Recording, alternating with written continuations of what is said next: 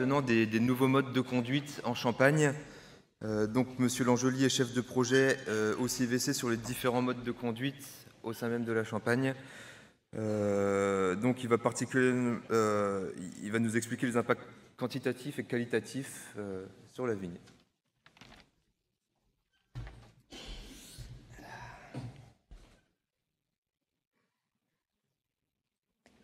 Bon, bonjour, excusez-moi.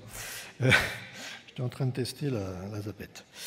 Comme vous pouvez le voir sur le titre de mon exposé, j'ai mis un R entre parenthèses. Donc, en fait, je me suis posé la question, est-ce que je dois faire une révolution ou une simple évolution ? En réalité, lorsqu'on regarde l'évolution nécessaire des modes de conduite tels que je vais vous les présenter, au regard des enjeux que je vous préciserai un petit peu après, des enjeux de la viticulture nouvelle, de demain, en fait, on se rend compte, et au regard aussi des évolutions des modes de conduite depuis 50 ans, voire un siècle, il est clair que ce que je vais vous présenter, c'est un peu une révolution. Alors, je vous ai parlé d'enjeu, je m'excuse, je vais revenir un petit peu sur cette notion-là. Il est clair que la notion d'enjeu de la viticulture de demain, cette notion d'enjeu, elle est très fortement impactée par les modes de conduite. Le mode de conduite, on est convaincu que ce sont des techniques qui ont une incidence très forte sur l'ensemble de la viticulture. Et ils sont également très fortement influencés par notamment le climat. Donc j'ai mis en premier le climat, le réchauffement climatique, parce que on le voit bien quand on regarde un petit peu ce qui se passe dans d'autres régions de France et du monde. Le climat définit en fait en grande partie la manière de conduire la vigne. Bon, ne serait-ce que l'interception de l'énergie lumineuse, le gel, etc., et la qualité des raisins. Alors évidemment, il y a d'autres aspects qui sont à prendre en compte et que vous connaissez bien sûr.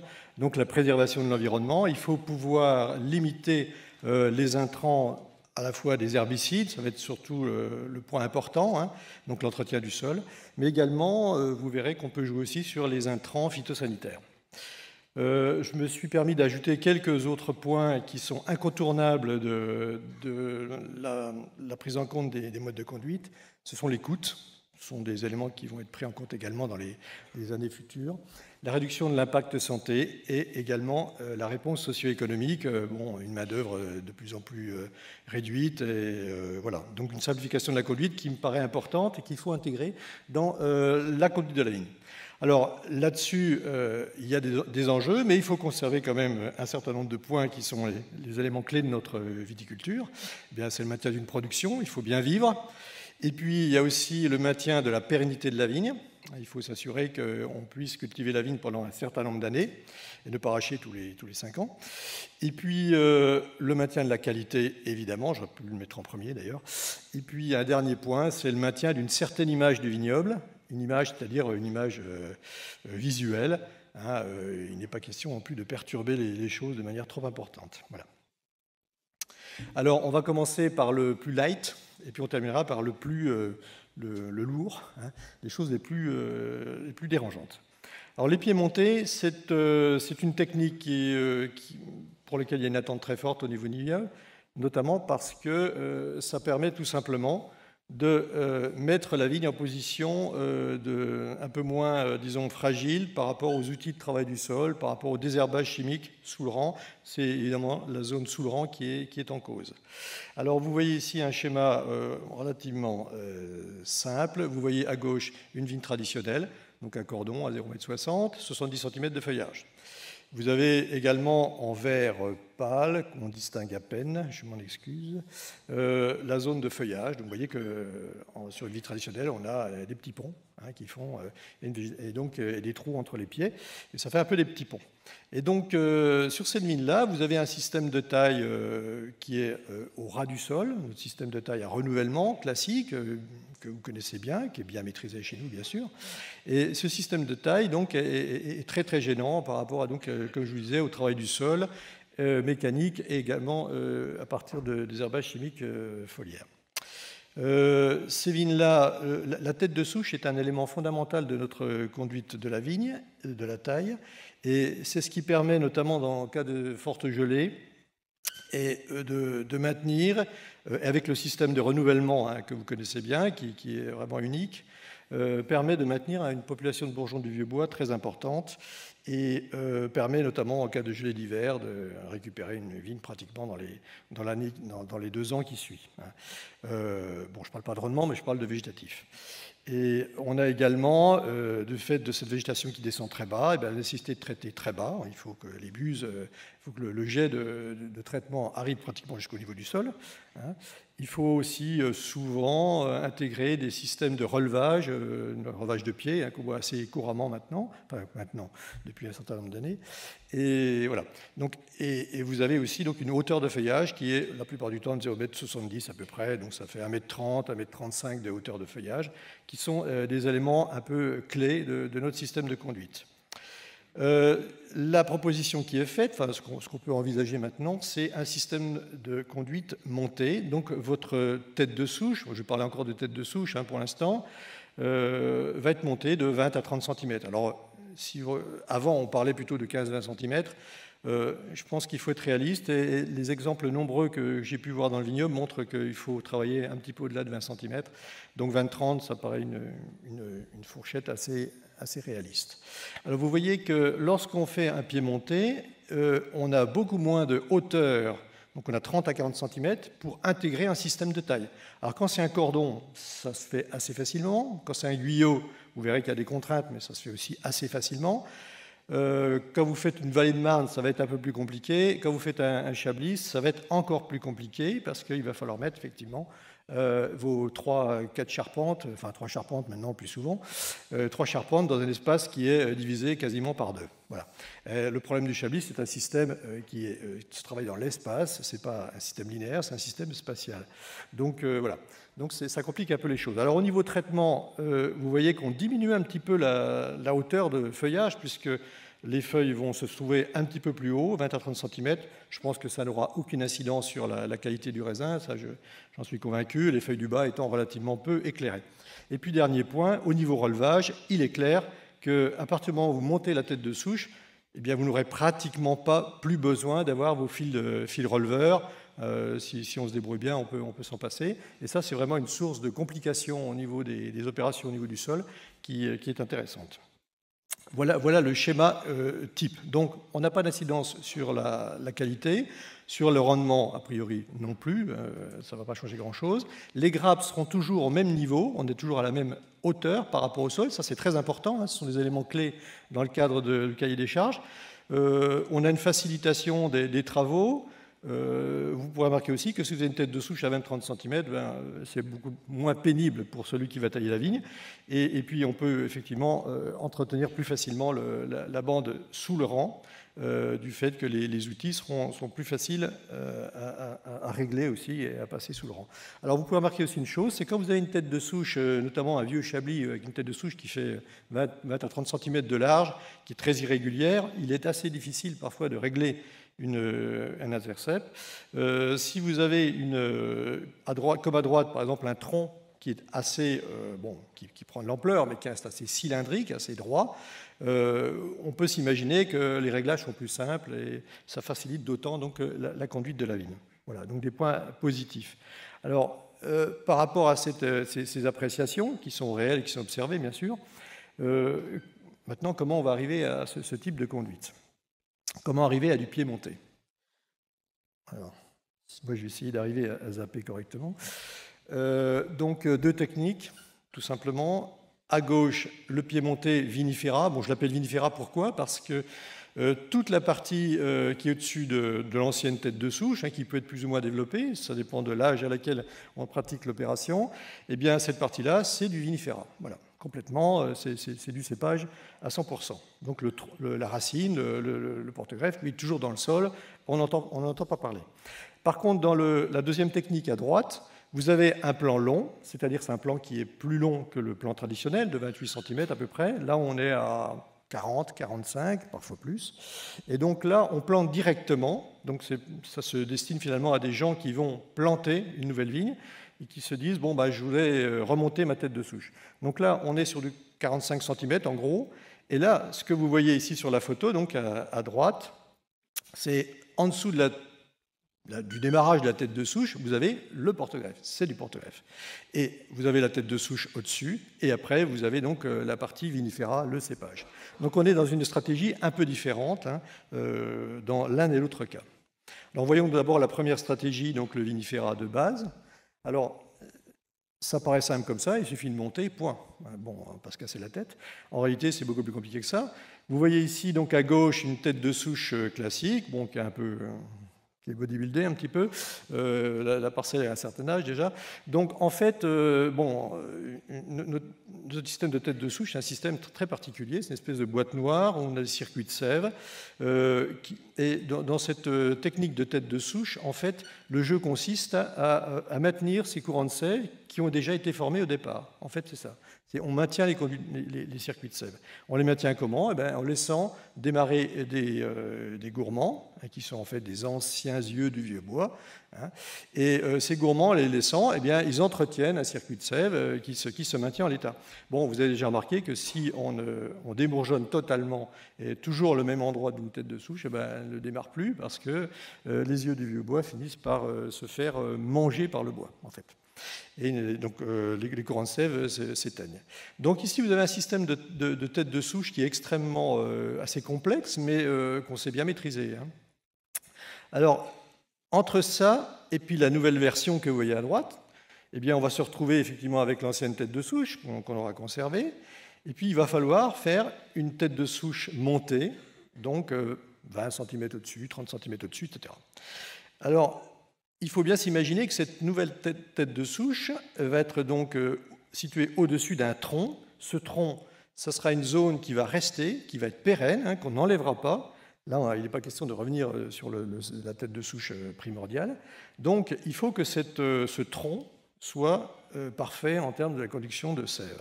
Donc, François Dalle nous parlera de tout ça cet après-midi. En fait, ce qu'il faut surtout, c'est que la mise en place du tronc soit la plus parfaite possible, c'est-à-dire qu'il faut éviter des grosses plaies de taille qui soient traumatisantes pour les circuits de sève. Il faut que ce soit parfait, enfin presque parfait.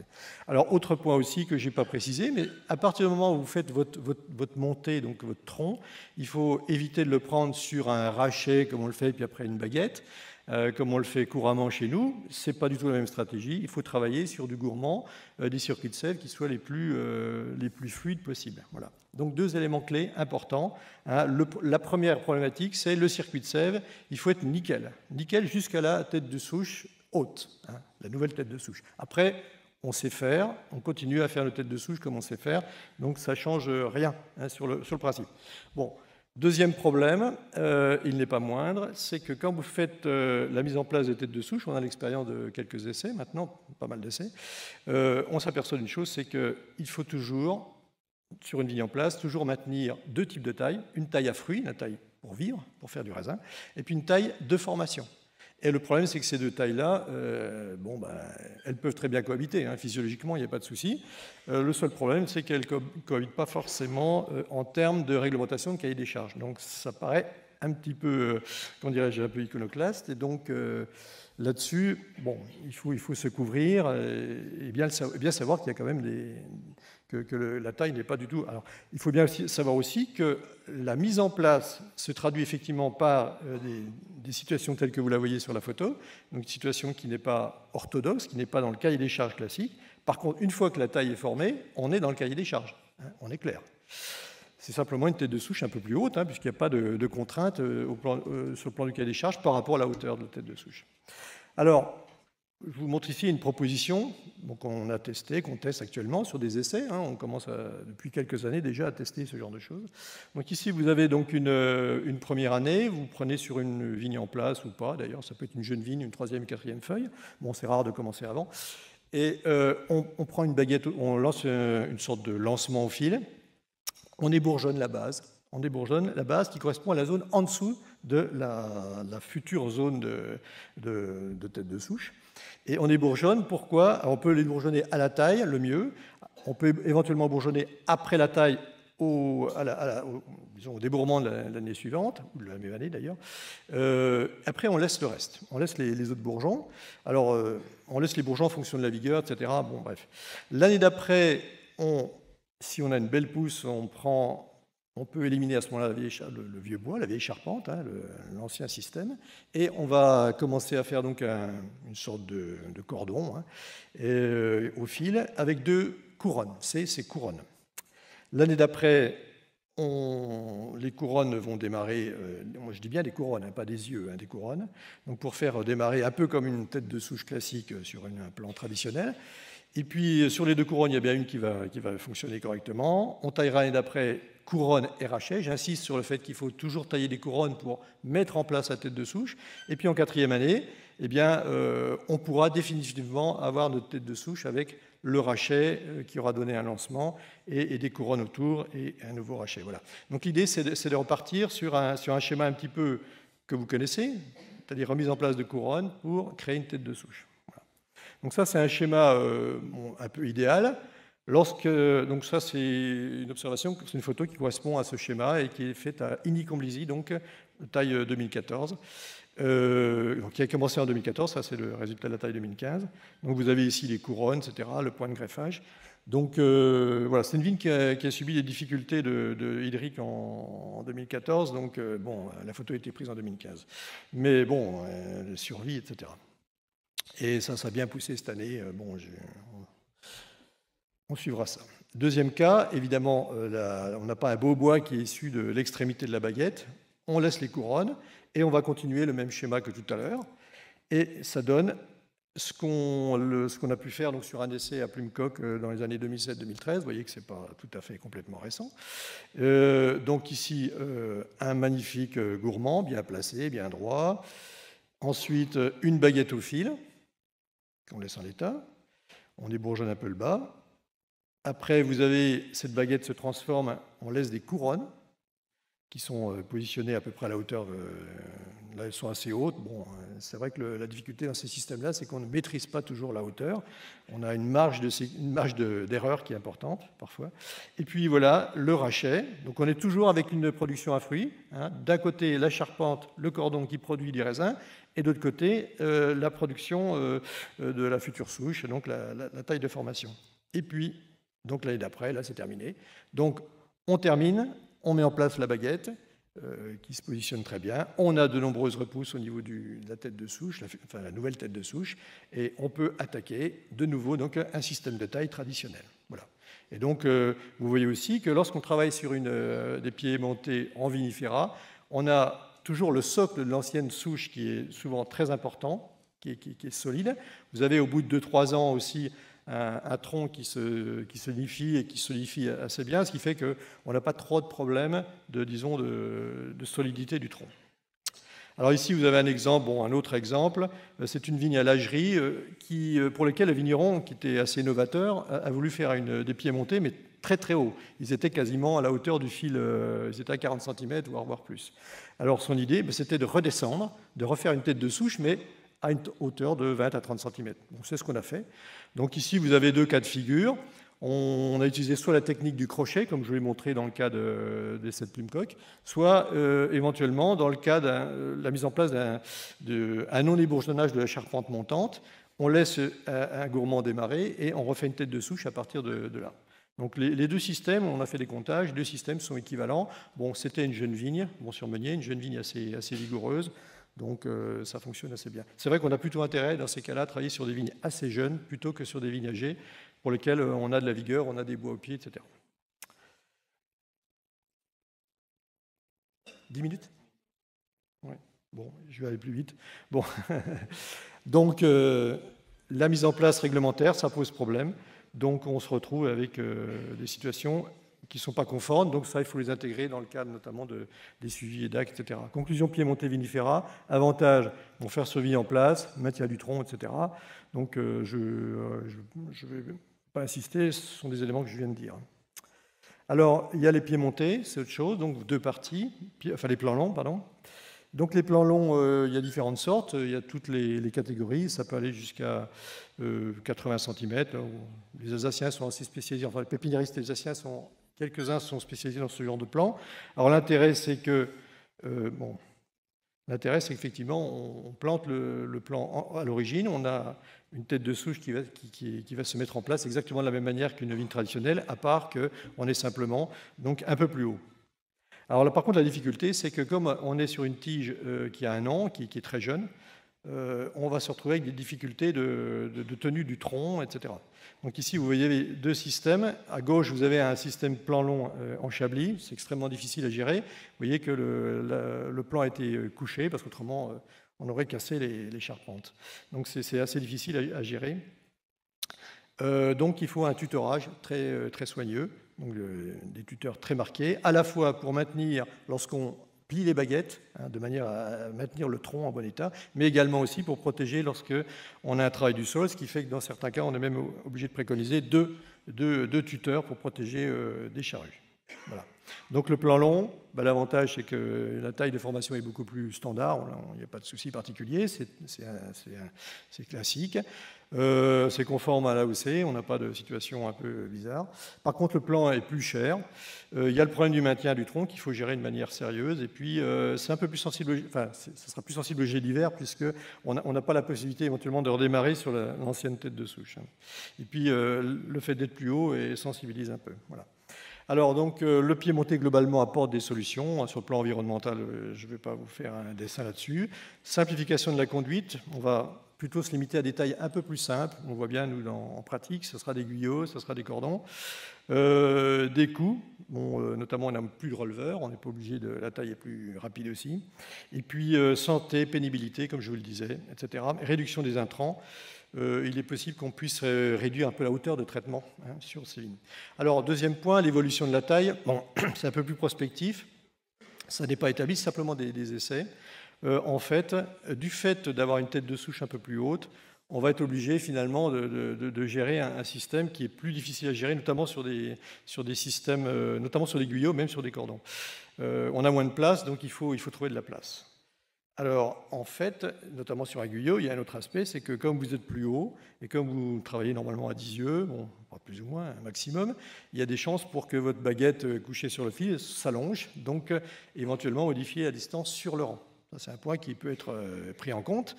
Donc, on va être obligé de changer un certain nombre de points. Donc là, si on a un guyot qui serait à 0,90 voire 1 mètre, on va peut-être être obligé de mettre 1 cm ou 10 cm de plus, donc ce qui va perturber un peu les choses. On ne peut pas le faire sur une vigne en l'état. Alors, le choix de la taille, c'est clair que les chablis seront plus difficiles à gérer dans cette situation-là, donc ce sera plutôt cordon-guyot. La hauteur de liage, je pense qu'il faut qu'on réfléchisse à la mise en place de hauteurs de liage plus importantes, qui laisserait un peu d'espace et permettrait de respirer un petit peu par rapport à ces contraintes de pliage de bois et notamment par rapport au guyot et aux distances entre rangs. Sur le rang, pardon. Troisième. Par contre, dans ce cas-là, cette hauteur qui est plus importante, il va falloir vérifier, et ça c'est parce que la hauteur de liage est un point très important dans le cahier des charges, c'est même fondamental. À partir du moment où on modifie cette hauteur, il faut vérifier la maturité, les grappes sont plus hauts, etc. Donc il y aura certains aspects qu'il va falloir vérifier. Et il y a un autre aspect aussi, c'est que comme vous montez par le fil lieur, vous allez diminuer un peu la hauteur de feuillage. Donc ça, c'est aussi un point qu'il va falloir vérifier à travers la maturité, etc. Et puis, un troisième point, une autre perspective aussi, c'est travailler sur du guyot double, parce que le guyot, en l'état double actuellement, est pas très satisfaisant. Par contre, sur du piémontais, c'est beaucoup plus intéressant. Et dans ce cas-là, il serait peut-être même très, très intéressant et judicieux d'utiliser des courbures, enfin des guyots arqués, qui permettent d'avoir physiologiquement une meilleure réponse et plus intéressante en termes de répartition des grappes, etc. Donc ça, c'est des points sur lesquels il faudrait un peu travailler. Enfin, on a commencé à le faire sur les vignes larges, mais c'est un point qu'il faudrait travailler également sur les vignes étroites. Voilà. Et vérifier toujours la maturité. Donc, je parlais aussi du relevage palissage. Bon, je ne vais pas y revenir. Pour terminer, donc sur ces nouvelles techniques de conduite qui sont quand même un petit peu, qui sortent un peu des sentiers battus, notamment la hauteur d'illage qui est un point très important, et également l'arcure sur le guyot, eh bien, on projette donc, il y a un projet avec donc le syndicat, le DG et donc l'INAO de mettre en place des petites parcelles de comportement de manière à pouvoir vérifier un certain nombre de points sur ces techniques avant de les lâcher dans la nature, quoi, tout simplement. Voilà. Donc je ne vais pas insister là-dessus, je vais passer directement aux vignes semi-larges, qui sont des vignes qui sont encore plus... Là, c'est vraiment du lourd, hein, c'est des techniques totalement différentes de ce qu'on fait actuellement. Donc ces essais-là ont été menés depuis 1995, donc ça fait plus de 20 ans qu'on suit des vignes larges. Hein. Je ne parle pas des lyres, hein, je parle des vignes larges. Alors, rapidement, comment ça se présente? Eh bien, ce sont des vignes qui sont plantées larges entre 1,80 et 2 mètres dans le cadre du réseau de suivi qui a été mis en place. On a une hauteur de liage qui est toujours la même, c'est 60. Hein, on n'a pas changé par rapport aux vignes traditionnelles. Par contre, évidemment, ce qu'on a changé, c'est la hauteur de rognage, puisqu'on est quand même, en gros, on est à 2 mètres. Alors, on a 2 mètres entre rangs et on rogne à 2 mètres. Alors, sachez aussi une chose, c'est qu'en termes de surface foliaire, chez nous, on n'a pas toujours une pousse extraordinaire et on se retrouve parfois avec des trous dans la végétation les années un peu sèches. Hein. Donc, il faut le savoir. Bon, ce qui n'est pas le cas des vignes traditionnelles. Enfin, c'est également le cas aussi. Mais c'est encore plus flagrant.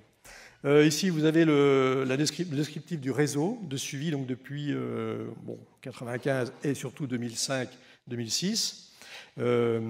Donc là, vous avez, en jaune, ce sont des dispositifs d'essai chez des vignerons. En bleu, ce sont les dispositifs du CIVC, hein, donc SOA et Plumecoq. Et puis en mauve, ce sont les dispositifs négociants. Donc on a essayé de répartir une parité qui n'avait pas été faite dans le cadre des LIR. Donc, il y a du 2 mètres, il y a du 2 mètres 20, il y a du 1,80, etc. Donc, c'est pas... Mais en gros, on tourne toujours à peu près dans les mêmes eaux. Alors, voilà ici quelques photos illustratives. Donc, vous avez à gauche du cordon, à droite des guyos doubles. Alors, si vous voulez, ces essais-là ont été l'occasion de se lâcher un petit peu sur tous les systèmes de taille pour essayer d'optimiser, de simplifier les conduites. Et puis, avoir un peu de raisin aussi, d'ailleurs. Ici, donc, ça, c'est à Chuy, Saint-Chamond. Là, c'est Courteron dans l'Aube. Ici, c'est à Ballieu-Châtillon. Et voilà. Alors, quelle est la réponse environnementale au niveau de ces vignes-là? Bon, on n'a pas fait d'études extrêmement poussées sur la question. Tout ce qu'on peut dire, c'est effectivement l'entretien du sol sous le rang est largement facilité. On a des conditions de travail qui n'ont rien à voir, de par le système de taille et également du fait qu'on a 2 fois moins de longueur de rang par rapport à une vigne traditionnelle. Ça, c'est un premier point. Deuxième point, on peut dire aussi qu'au niveau des traitements, même des traitements phytosanitaires, on gagne. Alors ici, je vais vous montrer donc un petit schéma. En fait, quand vous travaillez sur une vigne étroite, à 1,10 m, vous avez en gros, puisque vous traitez, comme je le disais tout à l'heure, pratiquement jusqu'au sol, enfin pratiquement au niveau du sol, les premières feuilles au-dessus au niveau des pieds, ça vous fait donc presque 1,30 m de feuillage à couvrir. Si vous regardez une vigne large, vous avez pratiquement la même hauteur. Par contre, vous avez 2 fois moins longueur de rang. Donc là, déjà, on a un gain, si vous faites le calcul. En gros, théoriquement, alors ça c'est de la théorie, bien sûr, mais théoriquement, on a 40% de surface foliaire en moins à protéger. Alors, là-dessus, si vous ajoutez une chose qu'il faut bien connaître, c'est que la mise en place de la surface foliaire maximum de la vigne, sur une vigne traditionnelle, elle est quasiment terminée à la floraison, puisque au moment du rognage, on a toute la hampe foliaire est complètement comblée. Ce qui n'est pas le cas de la vigne large, puisque la vigne large, elle attend pratiquement la fermeture de la grappe pour atteindre le maximum de hauteur. Donc, ce qui fait qu'on va gagner en surface foliaire pendant toute cette période-là. Et ce sera autant de gagner en termes de surface à traiter. Alors, évidemment, tout ça, c'est un peu théorique. Il y a des travaux qui ont été faits donc, par l'IFV en termes de produits, de quantité de produits répartis par surface foliaire, donc entre des vignes larges et des vignes étroites. Marie-Laure le citait tout à l'heure hein, dans son exposé. Donc, en fait, effectivement, les vignes larges ont quand même une propension à recueillir plus de produits par unité de surface foliaire pour une même dose hectare. Donc, on a une meilleure protection. Alors, on n'a pas fait d'essai de réduction de dose dans ces vignes-là. On pourrait le faire. Bon, le dossier n'est pas clos. Hein. Alors, les coûts de production. Si vous regardez le chiffre global, on gagne en gros, alors on n'a pas intégré les amendements, les trucs lourds, on a intégré simplement la mécanisation, les temps de travaux, le temps de vendange, enfin la main-d'œuvre vendange, et quelques éléments, notamment les intrants également, les intrants phyto purs en produit. Bon, ça, on sent les chélates et sans les éléments plus spécifiques. Et donc, vous voyez qu'on gagne quand même un tiers, donc en gros, c'est 5 000 € d'intrants par rapport à une vigne traditionnelle. Voilà. Donc, c'est quand même pas négligeable. Alors, ça, c'est une étude qui a été réalisée donc, sur la base des premières informations qu'on avait sur les vignes larges, donc sur nos dispositifs expérimentaux, et avec la FDSEA qui disposait d'outils de calcul intéressants, de formes de calcul. Alors, ça représente, donc, si vous avez un rendement de l'ordre de 10 000 kg, donc appellation, vous êtes sur moins 0,6 € donc, de la bouteille ou moins 0,5 € du kilo de raisin. Voilà. Donc, on est en dessous en termes de coût, c'est clair. Maintenant, la qualité des mous. Les mous et des vins. Les mous, alors, on a des degrés un peu supérieurs. Vous verrez, parce qu'on a des rendements un peu supérieurs, un peu inférieurs. On a des degrés un peu supérieurs, mais c'est pas énorme. C'est un dixième, 2 dixièmes maximum. Donc on est quasiment dans le même créneau d'état de maturité au niveau sucre. Les acidités sont toujours supérieures. Par contre, là, c'est une constante. On l'avait déjà observé sur les vignes en lyre, qui étaient encore plus larges. Mais là, on a toujours une acidité totale supérieure. On retrouve plus de malique. Bon, on retrouvera peut-être des éléments qui sont peut-être intéressants à terme par rapport au réchauffement climatique. Et on a toujours un petit peu plus d'azote également. Alors, par rapport au vin maintenant, puisque le vin, c'est quand même l'élément ultime qu'il faut contrôler, sur l'ensemble des dispositifs, on a pratiquement 80 comparaisons, 80 vinifications comparatives entre les deux depuis que les essais sont mis en place. Et on peut dire qu'en dégustation donc, triangulaire, c'est-à-dire qu'on cherche à avoir des différences entre les deux modes de conduite, 2 tiers des vins sont jugés non différents. On ne voit pas de différence. Bon, ça, c'est déjà un bon point. Ensuite, sur les vins qui sont jugés différents, on fait des dégustations, disons, pédagogiques, plus hédoniques, où on exprime un petit peu la qualité des vins, on juge et on donne une note et on choisit aussi le vin préféré. Toujours à l'aveugle, bien sûr, hein, on est clair. Et sur ces 1 tiers de vins donc, qui sont dégustés à l'aveugle, mais de façon plus hédonique, eh bien, aucune différence ne ressort. C'est-à-dire qu'on est sur du 50-50. Avec, donc, je ne sais pas combien de dégustations, une vingtaine, une trentaine. Donc, voilà. Donc, bon, les choses sont dites. Alors, le rendement maintenant. Donc là, évidemment, ça devient important.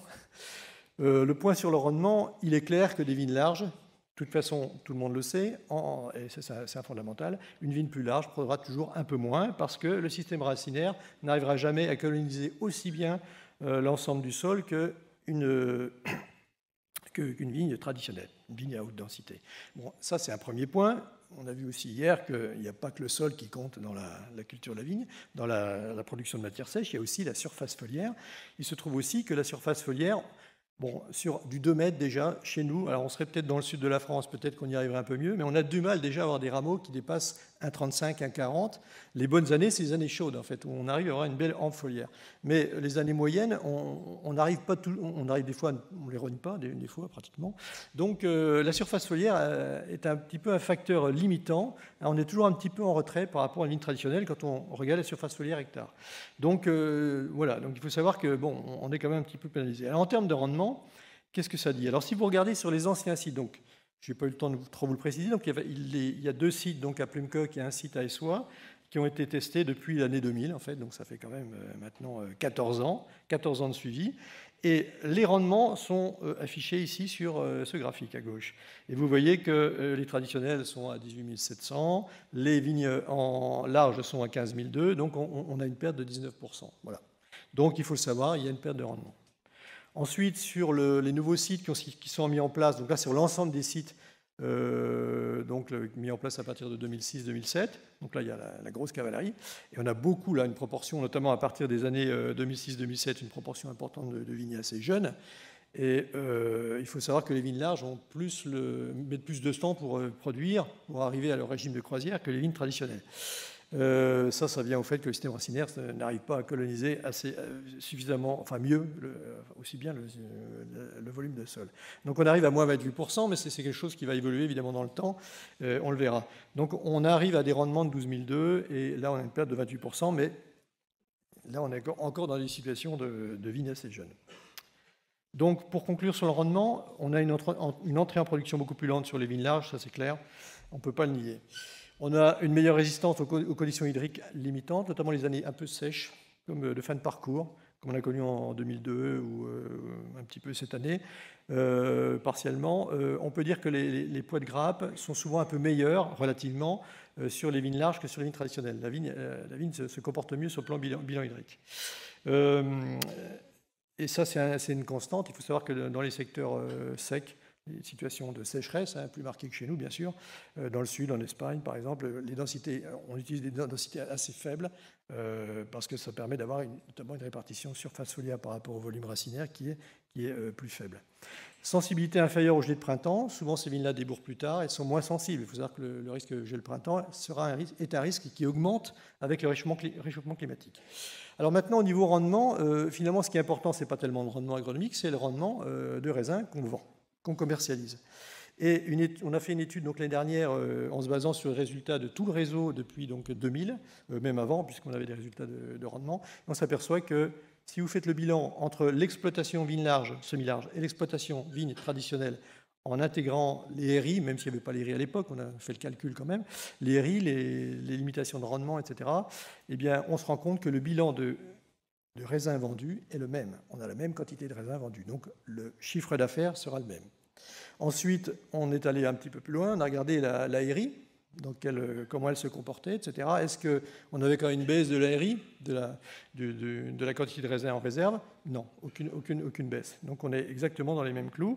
Bon, on a simplement vérifié que sur les VO, on avait un peu moins de réserve, mais bon, c'est tout. Hein.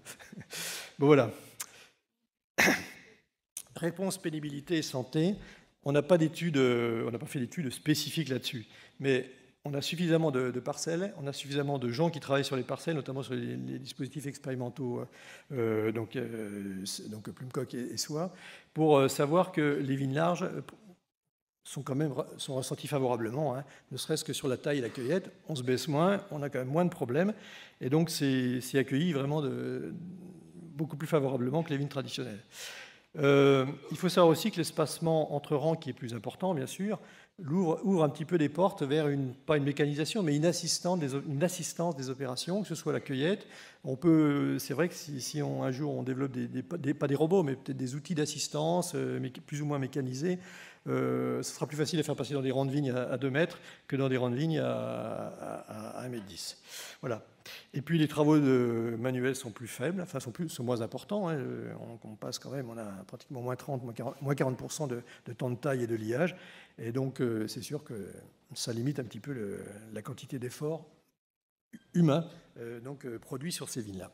Alors maintenant, dernier point, bon, à quoi ça ressemble? Est-ce que ça va défigurer notre belle Champagne, hein, notamment dans le cadre des nouvelles obtentions? Et problème de visuel. Eh bien, écoutez, je vous laisse juger. Je vais vous montrer quelques photographies de vignes larges, glanées depuis 15 ans, 20 ans de suivi. Et vous verrez que c'est vrai que c'est pas terrible.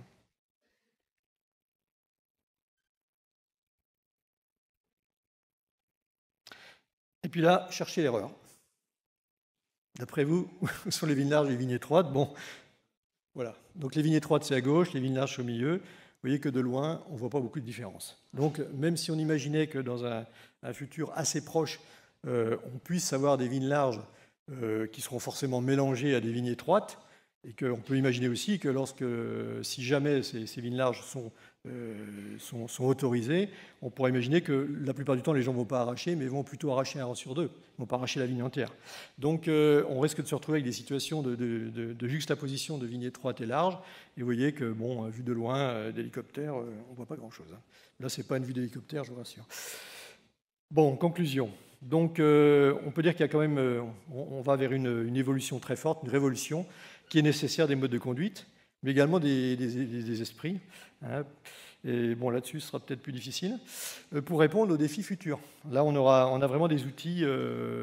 Les vignerons, il existe des vignerons qui pratiquent des vignes larges et des vignes étroites, qui sont à la fois champenois et pas champenois. Et chaque fois qu'ils vont dans les vignes champenoises, ils sont toujours un petit peu dépités de voir un peu la masse de travail que cela représente. Voilà.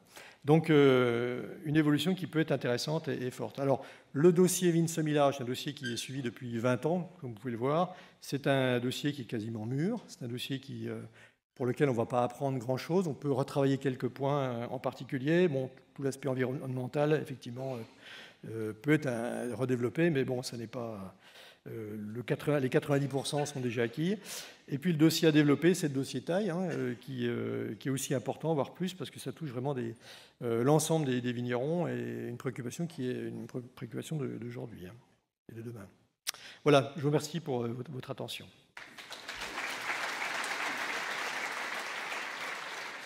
Vous êtes tous seuls à répondre ?